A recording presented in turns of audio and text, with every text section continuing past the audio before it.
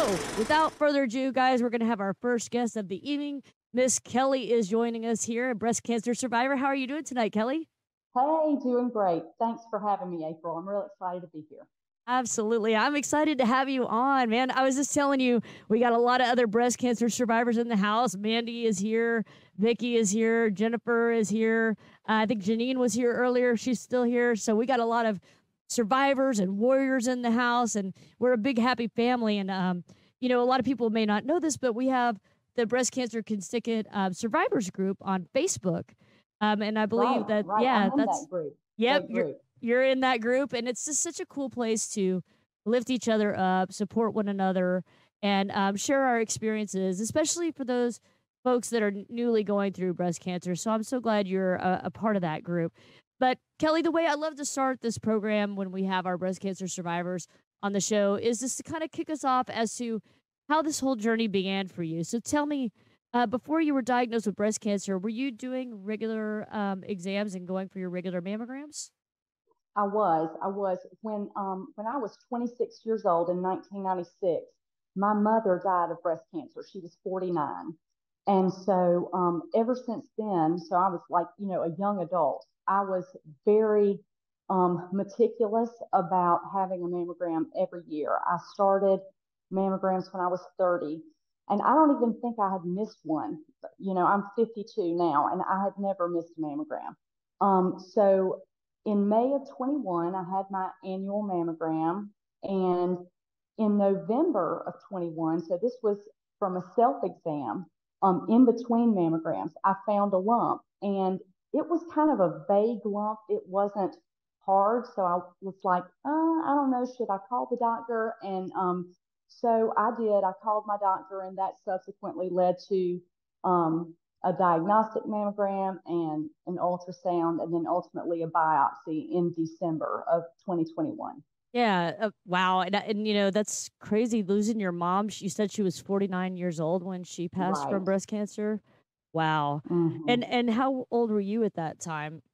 I was 26, and I have a brother who was 24. And so it was, it was a little traumatic, but in a good way. It did spur me on to be very, Sure. diligent about not missing a mammogram. So, Yeah. Do you mind me asking what kind of treatment and her staging and all of that? Do you recall? hmm you know, I wasn't really privy to a lot of the information. I do know that she had surgery first, and she had chemo and a stem cell transplant.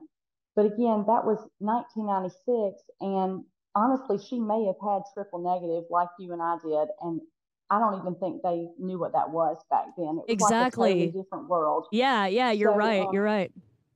so she did have chemo again because when it recurred, and then she died, I think 14 or 15 months after her diagnosis. Wow, that's so scary. And I mean, the likelihood of it being triple negative, having the fact that that's what you were diagnosed with, and for those Right. watching, triple negative breast cancer is a more aggressive form of breast cancer. It's more likely to spread, more likely to recur, all of that stuff. The good thing about triple negative breast cancer is that chemo is actually very effective, especially when it's caught at a an early stage, which was the case for you, right? Well, after the biopsy, it was grade 3, and so then we found out after that it was grade 3 that it was triple negative. I had an MRI, and after the MRI, my oncologist and my surgical oncologist both thought, I think this is stage 1.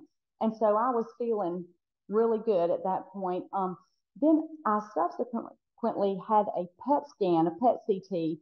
And unfortunately, after that scan, I did get upgraded to stage 3C, which was a blow, as you might imagine. It was extremely scary, and it kind of, I don't know, it was like a gut punch almost. Well, Um, especially given the fact that you've been so diligent all these years, and right. that just speaks to the severity of triple negative breast cancer. Again, those watching, trying to reiterate that triple negative breast cancer grows very fast, so it's so important to catch it early. So, even given that you were doing your mammograms very regularly and you found this lump and you Right. reported it and did everything as quick as you could, it still grew to this magnitude. Yeah. Right. And it was only 13 millimeters. And Wow. so that's another thing, like you're saying, with triple negative, it can spread even when it's small. And so self exams are so, so important because I don't know if I would be alive without a self exam. So, It's a really great point. And, if you're not familiar with how to do self exams, there is an art to it. So I totally ask that you folks out there be sure and Google that, self breast exams and find a reputable site to download information. I know the American Cancer Society is really good about that. We have them at all of our events, the shower cards that help you know how to do right, that. And the other thing to point out with self exams is it's not only just what you can feel, but it's also what you can see. For some types of breast cancer, like inflammatory breast cancer, it's a visual thing. It could be like where right. your skin like starts to look like an orange peel, or things are different. There's little, indentions and things like that, or redness.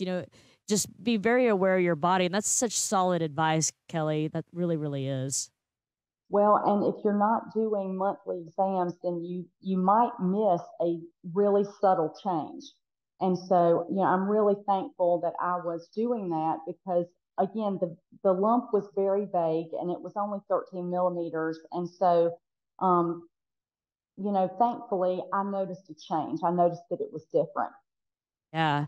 So, going back to the chronological order of your finding that you had breast cancer. So you had a biopsy, and they came back and told you a few days later that it was in fact breast cancer. They ended up telling you it was Mhm. 3C. You got all to that point. So tell us in that initial diagnosis, where were you? I mean, we all remember where we were when we were diagnosed the Yes. first time, and tell us how that all went down. Well, I guess because of how it looked on the imaging, the initial imaging in December of 2021, it was kind of a surreal experience because, of course, this was still during COVID. And so I was by myself in the hospital, and it was like a movie, like the doctor crouching down next to me, holding my hand and saying, I don't want to ruin your Christmas. I was like, oh, mercy, what are you about to say? And so, yes, and then we got the final biopsy word back on Christmas Eve that year. So not the best Christmas season for us, but again, I'm thankful for the results. Thankful that things went so quickly that I was able to be treated so quickly. So, what was the first thing that happened? Did you have surgery? Did you have chemo? Tell us everything. Actually, I started with chemo. I think it was kind of a God thing. In July of 2021, the FDA approved this new regimen for early stage high risk triple negative breast cancer. And so, due to my staging and the timing of everything, I was able to take advantage of that. So, what that entails, it's 24 weeks of chemo before you have surgery. So I had 16 infusions of chemo. The first 12 weeks, I had Taxol every week, and then carboplatin and Keytruda every 3 weeks. And then for the second 12 weeks of chemo, I had adriamycin, Cytoxan, and Keytruda every 3 weeks. I want to tell you And that I'm so impressed that you remember all the names of the chemotherapy because they're big words. And for they those are, watching, yeah, for those watching, the adriamycin cytoxin, it's the adriamycin is that quote red devil.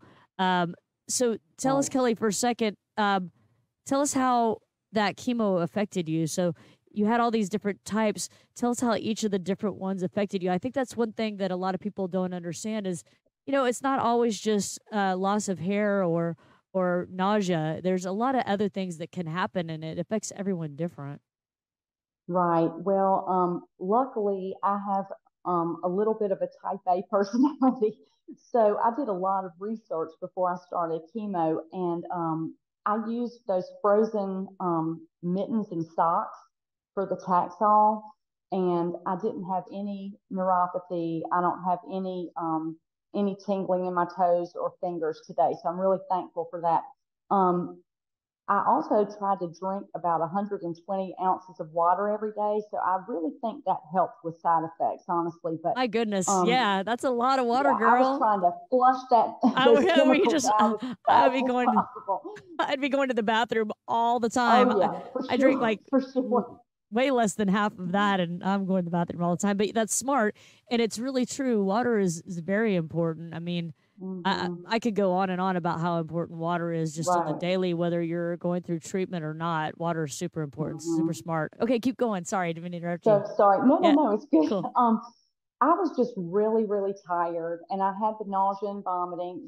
Just the normal chemo stuff, but it was not nearly as bad as we were anticipating. So that was really good. The main things I think have been from the Keytruda aspect of my treatment. I have a lot of joint pain and joint swelling, and then I have still that I'm trying to recover from, and my pituitary gland has decided to kind of take a little vacation. So I'm on some medications for that to try to get that to keep going and start doing what it's supposed to do again. But I'm trying to think, it really was not, I mean, I expected it to be a lot worse than it was, thank goodness. But I tried to have a positive attitude too. So I tried to smile a lot. So hopefully that helps some. I think it does. I mean, seriously, a positive attitude can make a huge difference. I've even heard doctors say that. So I think that that's again solid advice. So Right, you were able to use the socks and the mittens to prevent any neuropathy. So which right. is great. I know that I did experience neuropathy in my feet. It wasn't super Oh bad, wow. but it was kind of annoying. See, again, when I was treated, it was almost 13 years ago, and so that Oh wasn't like a wow. thing, you know. Mm-hmm. Not long after I finished treatment, maybe 5 years after I finished treatment, people started doing like bowls of ice that they would put their hands in or something, but Right, definitely no cool mittens or ice caps or anything like that. Now, did you right. wear an ice cap at all, or did you just go ahead and lose your hair? I didn't.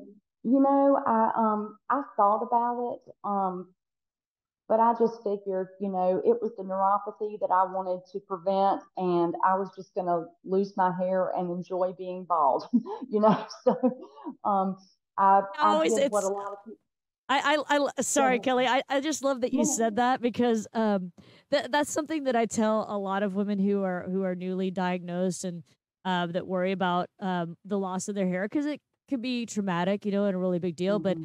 you know, I found a way to kind of embrace the simplicity of not having hair. Right, It made exactly. yeah, I mean, especially like after I had Taxol, I lost like all hair on my body at all. So like you don't have to shave your legs or your armpits or Hmm. you know, those of us had to wax our, you know, face or whatever else you got to do, tweeze things and blah, blah, blah, just on and on. And just getting out of the shower and towel drying my head off and going out for the Hmm. day, it was just sort of Very something that easy. I just kind of embraced that. So it's really interesting and cool that you kind of viewed it that way too. But I mean, I could tell you had a positive attitude the whole way. Well, my faith had a lot to do with it too. I'm a Christian. I had a lot of people praying for me, and I was praying a lot. And I think near the beginning of my treatment, I found that verse in the Bible that says, "The joy of the Lord is your strength." And I decided, you know what? Joy is going to be my weapon of choice in this fight. I love that. Yeah. And so it gave me a lot of encouragement that joy was available to me, and I could take charge of my situation in a lot of from a lot of different aspects of the situation. So with my hair, after three treatments of Taxol, I think I lost my hair. I was starting to lose it in clumps, and my husband just shaved my head, and I cried for maybe 3 seconds, and that was it. Just like just another day after that. So Well, I mean, and it's growing back in so cute. You look adorable. thanks, I think it looks thanks. nice, and It's it's easier too right now. I bet. right, right. It's been curly all of my life, so I have joked with my family I was going to be the one that my post chemo hair came in straight, and then I wouldn't know what to do with it. So thank goodness I know how to deal with curly hair, so it doesn't feel foreign to me.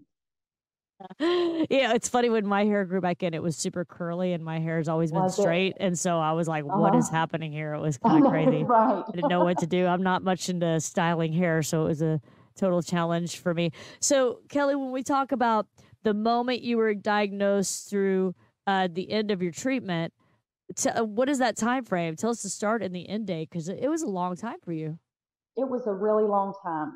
I was diagnosed on December the 16th of 2021, and my last infusion was February 9th, just a month ago, February 9th. So technically, the end of my treatment was 3 weeks after that, so like March 2nd. So it was about 14. It was a long time, 14 months, 14 and a half months, something like that. Yeah, I mean they threw everything at it. I mean Yes, everything but they the did. kitchen sink, and it's so cool that you were able to get into that those new chemotherapies for triple negative treatment because Right, like we said, triple negative is no joke and 3C, I mean, you got to throw it all at it. So where right. are you now within your treatment? Like what is next for you? Well, there's really nothing left but follow-ups at this point. I'm following up with different specialists for my joints and my pituitary, and just checking tumor markers every 3 months and stuff like that. But when I had surgery after the 24 weeks of chemo. That was in July of last year, 2022. I had zero cancer cells in my lymph nodes or the tissue.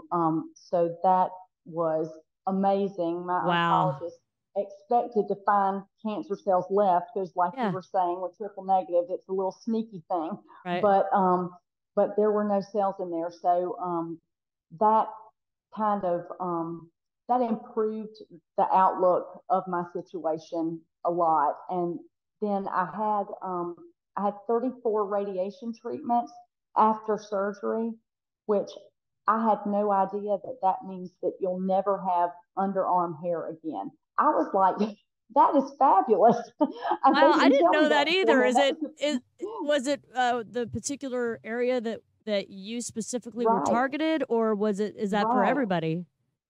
Well, when they target that area, yes, it actually kills the hair follicles and the sweat glands. And I was like, have mercy. That's definitely a Wow. positive if there is one. So, Yeah, yeah. No more yeah, deodorant or anything, it seems like. no more. Well, I still do deodorant on that side, but I don't sweat, so that's good. Yeah, yeah. Wow, that's so crazy. I hadn't heard that before. It's like It's it's like a crazy. really expensive electrolysis. Yes, that's right. Right? Wow. And remind Mhm. me, what surgery did you have exactly? I had a lumpectomy and a sentinel node biopsy. So Two. I think they only had to take two lymph nodes, if I'm remembering correctly, which was another really cool thing to me, and my type A personality, that they they have to use a Geiger counter in the surgery to find which lymph nodes to take out. It's the coolest thing because they Oh, I haven't inject you heard of with that. nuclear stuff. Uh-huh. And so, yeah, Wow. it was intriguing to me, fascinating to find out Yeah. about all that. But that's how they know which lymph nodes are the most likely to be Right. the It's first lymph nodes that the cancer would go yeah, to. it's the back when I feel like I'm old when I do this, but mine was 13 years ago, and so it was different. It was a different time, and what they did back then was I remember telling the story a lot, but um, prior to the surgery, they did like 8 injections in my areola, and then Right? Yes. that liquid that they would inject would go directly to the first lymph node in that lymphatic system, I guess, that comes from your Mm-hmm. breast. It would show where your breast drains into the lymph node, and then that node is called your sentinel uh, node, Right. and then that's the one that they're going to want to biopsy, and then they take that and I guess some around there or whatever. But Yep. you had like a way more. Star Wars, Star Trek Well, kind of thing happening. was your were your injections blue? Do I you don't remember remember. I if they just were remember blue? seeing on the screen it was a like a I think it was like an ultrasound or an X-ray of some sort, Right. where they could watch and see where the liquid went to. But I Hmm. was a little sidetracked with the whole areola Right. injection Exactly. to be too Right. focused on that. But so when they did But it, so I you did. you didn't have to have that injection, is that right? I did. I actually Okay. did. I had those injections, and I guess well, it was in the nuclear medicine area of the hospital, but it was also blue. So I don't know. Who knows? Or actually, maybe they gave me the other four in the operating room, the blue ones in the operating room. But so they were looking for the dye and the nuclear medicine, to know which of the lymph nodes to take out. I was so thankful to not have to have, a bunch of lymph nodes taken out and then have to deal with lymphedema or something else, as a result of not having those Right. lymph nodes. So that was a real good thing. Yeah. And so have you had any trouble at all on that side, with your arm on that side at all? No, I haven't. I Yeah. really haven't. I make sure that I don't have my blood pressure taken on that side or have blood drawn on that side, but I haven't had any swelling. I'm doing a little physical therapy to help my range of motion in my shoulder because it's still not really back from the surgery. But I have not had any problems. I don't feel like I can complain at all about the whole thing. So Yeah, I mean, it sounds like you really powered through and had, the best experience that you could possibly have, albeit it was right. a long one. Hmm. Much longer than most folks who I speak with. Usually, when it's long, it has to do with reconstructive surgery that kind of Oh, makes right. the trip Hmm. a little bit longer. But usually, chemo and radiation and stuff like that. It's just a few months. It's not over a year like what you've gone through. Right. So that's so crazy. I do want to point out, Janine had asked earlier if you did radiation, and so I know that you answered that since then. And also, Colin is watching, and he says, we'll have to message my daughters after this to make sure they do their self exams and get Yes. mammograms, especially since their mom, Lori Jones, had breast cancer and is now cancer free. Yes, Colin, very smart Hmm. of you to do that for sure, definitely. So I wonder, Kelly, when you think back through this whole experience, and this is something I always like to ask because inevitably there is some positive that comes out of going through something like this. So what would you Hmm. say would be like the positive thing that came out of this for you? Well, like I said, I've been a type A person my whole life, and I think the biggest positive is that little things really do not bother me anymore. Um, some days I have to work at it, but I think that I'm enjoying life a lot more than I used to. I'm doing things that I might not have done before. Just enjoying time, making time for the people that I love, spending time with my husband, our children, my parents, it has been kind of a wake up call because when you have a chance that you really might not make it, it makes you reevaluate. And I wanted to make sure that whatever I had to go through, that it wasn't wasted. That if I had to do this, I was going to do this with a purpose in mind and to see, like you're saying, see a positive at the end. And um, I just want to make sure that I can spend time with my family, people that I love, and to help other patients and survivors. But I am thankful. I think it did make me a little less stressed on a daily basis. So I am Yeah. thankful for that. Yeah, it's kind of gave you a lot of perspective. And Kelly, Hmm. I just want to say that, by sharing your story right now, that I know that you're helping women out there who are maybe newly diagnosed or struggling going through treatment to be able to see you on the other side of it after such a long journey. I know that that's an inspiration to those folks watching right now. Well, So I'm so grateful that you're sharing your story today. well, thank you. I really do appreciate you letting me share my story and just speaking to anybody who's out there at the beginning of the journey. You can do it. I believe in you. You can definitely do it. I know you can do it. I- Girl, I'm so happy to hear you say that. And I know there are some people watching right now for a fact that really needed to hear that. So I'm really glad that you said that. I'm going to read a few of the notes here that people are popping in. There's a Okay. lot of comments to what you've said and a lot of positive feedback here. Janine, who is a breast cancer survivor who I met today, that's in treatment currently, she says, "Thank you for promoting self examinations," all caps. She's very thankful that you Oh, that thanks. pointed that out. Yeah. That's awesome. Bethany says the frozen gloves and socks and water are great tips. Vicky says, "What a superhero." Linda Oh, not says, really. "Yeah, you are, girl." Linda says, "Kelly, you are amazing. Admire you for sharing." Oh, Colin thanks. says, "Thank you for sharing your story, Kelly." We got a lot of hearts from Kimberly Beavers. And Kim Lusk is here. She says, "Thanks for sharing your experience, Kelly. My procedure is coming up and I have triple negative breast cancer.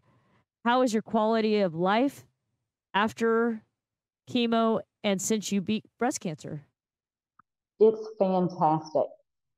So yes, you can make it through this. At the beginning, when I was diagnosed, I remember looking at my husband and saying, um, "I can't do this. I don't have what it takes to do this. I don't have enough strength to do this." And I did. I proved to myself I did. And you can too. You can do it. You've got what it takes. And there's so many resources out there to help you. I just remember, like I told you yesterday, April, I watched so many of your videos, Dr. O'Shaughnessy's interviews, and there's so many survivors out there that can tell you, like I will, you've got what it takes, and you'll make it, and your quality of life will be fantastic. You'll find your new normal, and um, you will have a great future after all of this. It'll just be a bump in the road. Amen, girl. Gosh, your timing is so perfect for a lot of this conversation. I'm so grateful that you're here to tell your story, Kelly. Janine wanted to say, "Great story, Kelly. Thank you so much." Kim says, "Kelly, this was very helpful and inspiring." Oh, thank Jennifer, you. What yeah, sweet comments. yes, but everybody. I mean, I'm just saying, this is the whole thing, Kelly. Is it's I just know your story is touching people and making a difference and providing hope to these ladies watching right now. And this isn't the only people who see it. We're gonna pop this up on YouTube after we finish this tonight, and more people will be able to run across this, hear your story, and be inspired as well. So it's very, very good of you to join tonight and share your story. Jennifer Okay. Tatum is here. She is also a breast cancer survivor. She says, "Yes, Kelly, thank you so much for sharing." Kim Beavers says, "Thank you for being willing to share your story." So everybody's just very grateful for you taking the time out of your evening to do this. And I want to say, just like we were talking about last night, Kelly, I'm so glad to hear you say that those videos and things were helpful, because that's exactly why we do all this stuff. Is we want to give women hope. We want them to know that they're not alone, that there are people out there that Right. have gone through what you're about to go through, or if you're already through it and you still are needing, some inspiration. I hope that you guys will turn to these videos out here and watch Kelly's video again. If you're ever lacking inspiration, you can always watch the replay of this one right here. Kelly, breast cancer survivor, joining us tonight. Girl, thank you so much for being here. I see that we're getting close to the end of our time. Do you have anything else that you want to share with the world out there while we're here? Well, I thank you. You were an inspiration to me too, April, because knowing that you had made it through triple negative, and you are just living a vibrant, happy life. That helped me. So thank you. You were Oh, an inspiration to thank me. you so much, girl. Thank you so much. And for those of you watching, like I said, the Triple Negative Breast Cancer broadcast will be coming up on March the 30th right here on the Breast Cancer Can Sick It Facebook channel. So be sure and tune in for that. We're going to have 3 breast cancer survivors and warriors on that show. Kim is actually going to be on that show along with Vicky and some other folks, Dr. Joyce O'Shaughnessy. If you check out our events page here on Facebook, you can get all the details about that. Again, March the 30th, triple negative breast cancer broadcast coming up right here. And Kelli, thank you again, girl, so much for being a part of the show this evening. And you'll have to keep in touch Thank and you, let us know how April. you're doing. And we'll chat it up some more over there on Survivors Rock, a breast cancer can stick a community, our Facebook group. Fantastic. And we'll continue to lift each other up, okay? Okay, sounds great. Thanks, April. Have a great evening, girl. You too. Bye-bye. Bye. All right, guys, that was Kelli. What a rock star for joining tonight. So grateful to have her in the house. And, you know, all the survivors who joined the Beat broadcast, I just feel so blessed to meet each and every one of you guys. And every one of you guys provides inspiration to me on the regular. And in the group, the Survivors Rock, a breast cancer can stick it community Facebook group, lots of inspiration happening over there. If you're a breast cancer survivor going through breast cancer right now, please join our survivors group. I believe our moderator has pinned that in there somewhere in the comments. So be sure and look for that and join our group. If you're a survivor or a warrior going through breast cancer right now, please join. We've got a whole group of people ready to inspire you and encourage you and lift you up. So big shout out again to Kelli for joining. All right, we're going to flip over here. We're going to